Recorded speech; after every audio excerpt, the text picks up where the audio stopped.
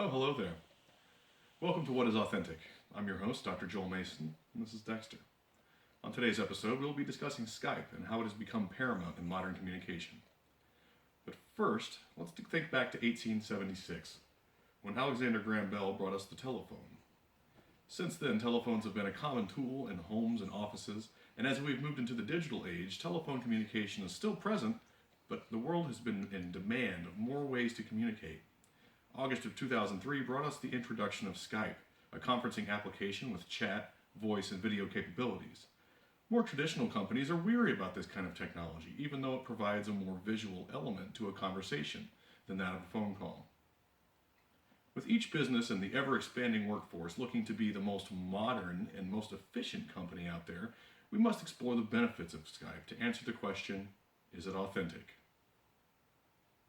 First, let's take a look at a popular tool for many human resources departments across the globe, the phone interview. We will look at an example named Chet. Now, Chet is a recent college graduate who bounced around career fair to career fair with a folder full of resumes and high hopes. He will be interviewing for a position, but this interviewer only knows what he has seen on Chet's resume. Is Chet the man for the job?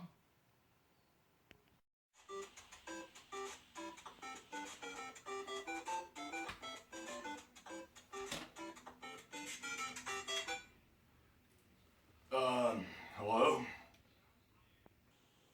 Hi, Chet.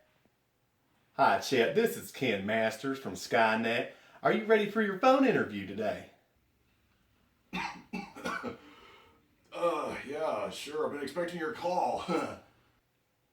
Great. Now, Chet, I'm going to ask some pretty straightforward questions so we can get an idea of who you are, okay? First, could you tell me about yourself? What makes Chet different from the rest?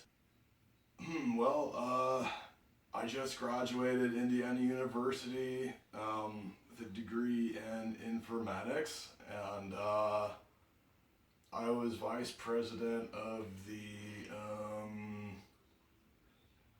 Young Presidents of Tech Club. Yeah, that's it. Yeah, the Young Tech Professionals Club or something. I was raised to be very focused and organized. Yeah, I'm very organized in everything I do, so cleanliness is next to godliness, you know? Wow, that's terrific! Skynet values strong organizational and professional skills. We run a really tight ship around here. Okay, if you can tell me something that you might need to work on, maybe some flaws, areas that you would improve upon? Oh, gee, I don't know. I suppose sometimes I work just too hard, you know? I care too much about my work, and I'm so, focused and organized and stuff. And I'm hardworking, too, you know? I guess being hardworking is my cross to bear. I hope I don't sound like a bad person or something.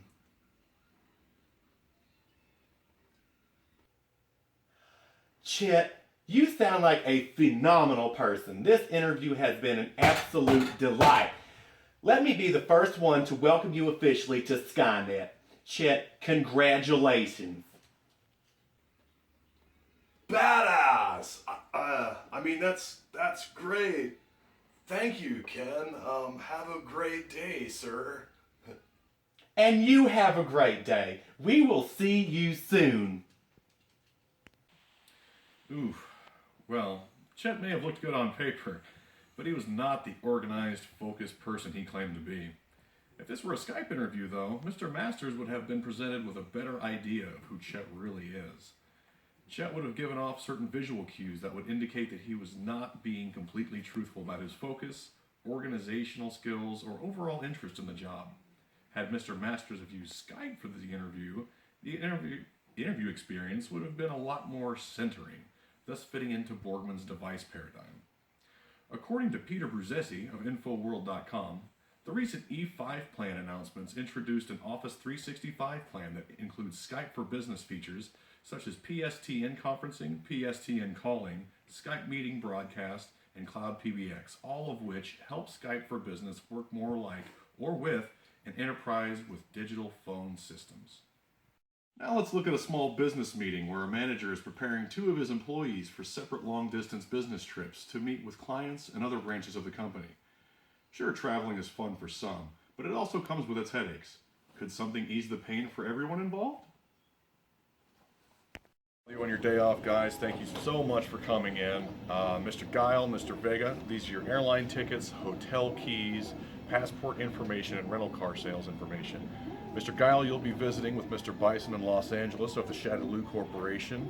Mr. Vega, you'll be traveling to Rio de Janeiro to meet with Mr. Blanca to look at projections for the next fiscal year.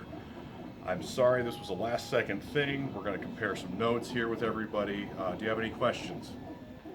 No disrespect, sir, but this is my 3rd cross-country business trip in the last 2 months. I'd like to spend some time with my family. Can this be my last one? And yet, why am I always the one going on these long international trips? You know I hate the wait at the airports. I know, and I'm sorry about sending you guys away so frequently, and I understand that all we're doing is presenting mere charts and graphs to our clients. It's something that can't be done via teleconference. I wish there were a better alternative for it. But this kind of information has to be seen and not just heard, okay? Constant travel is way too much, and it's really bearing a lot on the company. But this is the only opportunity we have. This is the only option we have. So until something else presents itself, I can't do anything for you. I'm sorry. Okay, guys. Happy travels. Well, Mr. Guile and Mr. Vega were not exactly thrilled about having to spend more time away from their homes and families as they went on assignment. Their manager was also not happy about the impact travel costs had on the company. Todd Bowerman of smallbusinesses.cron.com wrote that Skype allows you to share documents and quickly move to voice or video if necessary. Additionally, Skype's instant messaging platforms offer group chat options, giving you the ability to hold impromptu remotes and business meetings or reunions across the country and across the globe. Many skeptics still say that Skype is an inauthentic replacement for face-to-face conferencing because they believe that nothing can replace a handshake. Sure, a handshake is nice, but only when it is reasonable for all the parties involved. Travel is expensive, and conference calls are difficult for everyone to effectively communicate. With more companies using Skype in their day-to-day operations, it's becoming revolutionary like the telephone once did. Not everyone will embrace Skype until the next great technological innovation. So is Skype authentic? Is it inauthentic? That's for you to decide. I'm Dr. Joel Mason. Thank you.